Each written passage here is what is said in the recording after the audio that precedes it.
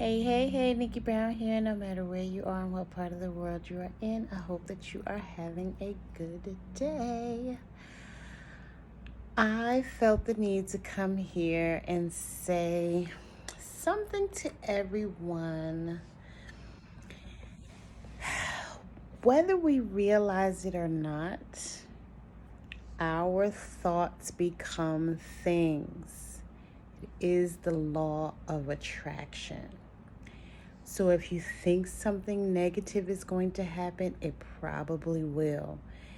If we just keep having these thoughts and let them wander around and play around in our head, they tend to show up in our life, even if we don't believe in it. It is the law of attraction. It's one of the laws of the universe.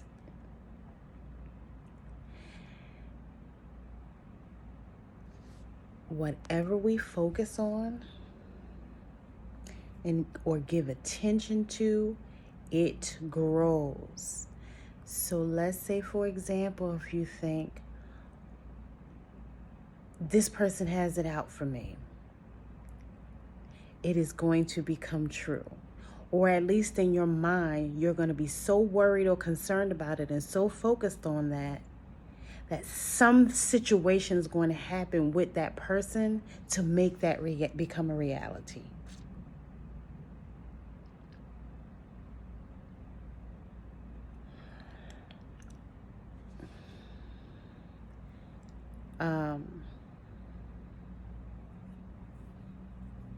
Don't let people take up that much space in your mind. Even if you feel like they did something to you, a lot of times people aren't doing anything to you, right? You may have experienced something, and maybe that something that you experienced is something that you need to learn from. Because people come into our lives for a season, a reason, or a lifetime, right? So let's say, for example, one of the things that you need to learn is to not be distracted.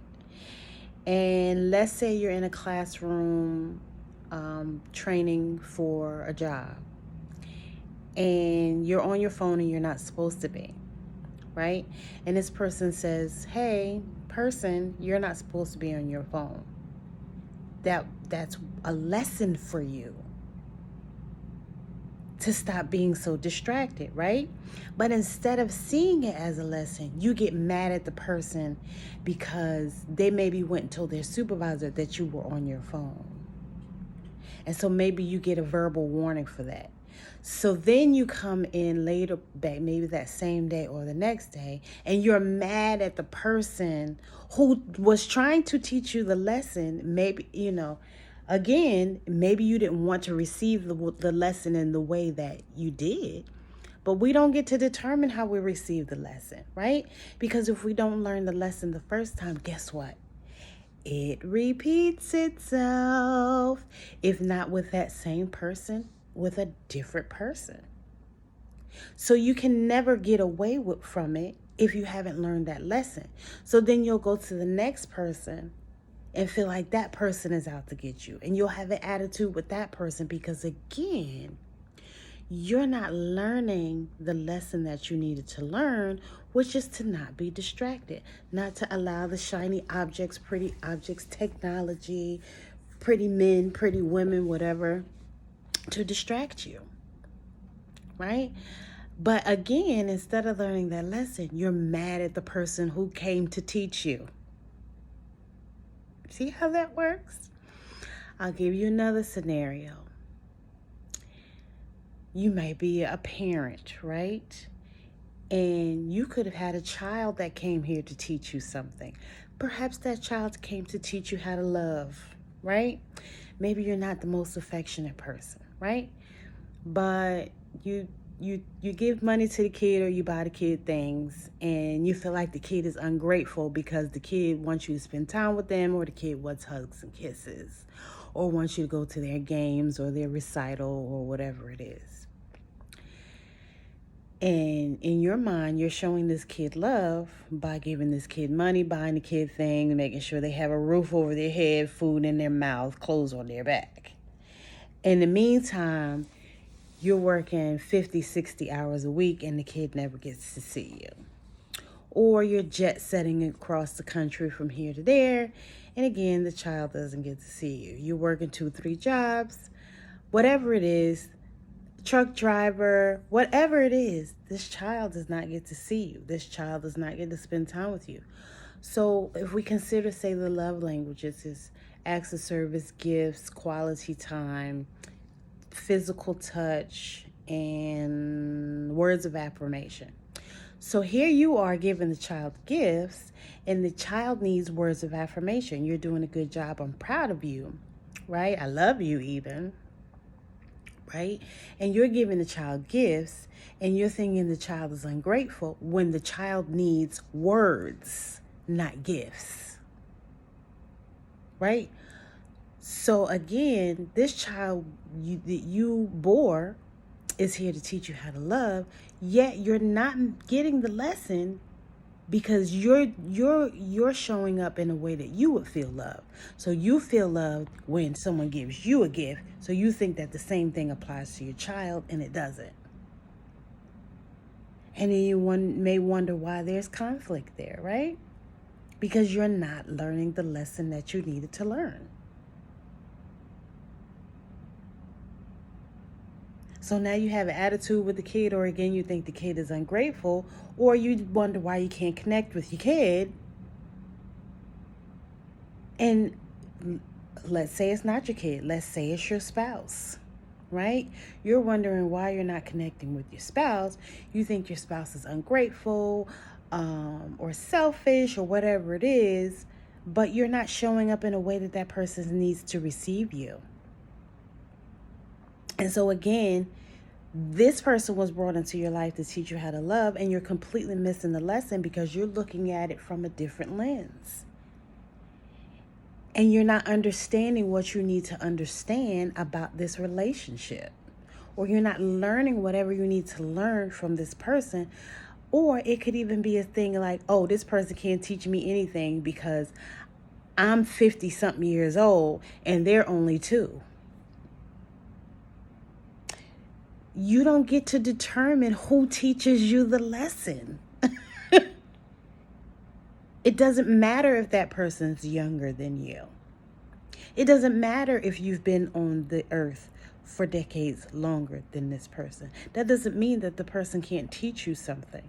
That doesn't mean that you're not supposed to learn from this person, or that you can't learn from this person because this person's younger than you. That's not how it works.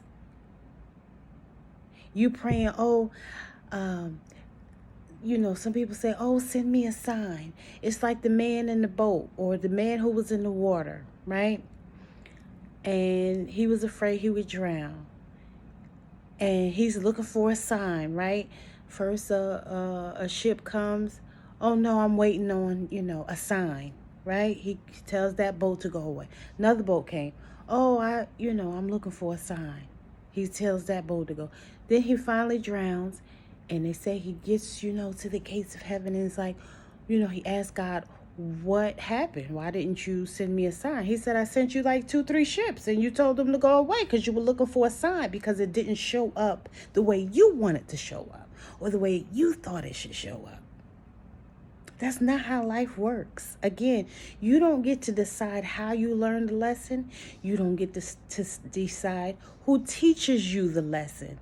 The goal is to learn the lesson. So that means you need to be open-minded, ready, willing, and able to receive. But if you're in a negative space, you're never going to get what you need to get, because you think it's supposed to show up as a gift when it may just show up as words. It could be a stranger, right? You meet a stranger on the street, because we all get that nudge, that tap on the shoulder like, hey, there's something about that person. That's something about what that person said. Maybe I need to listen, or maybe I need to pay attention. But, if that person is wearing dirty clothes, the person could have just got off to work, right? You don't know that. But because this person doesn't have the right shoes on and outfit, you feel like, oh, I'm better than that person. I don't need to listen to that person. That's not how that works. That's not how any of this works.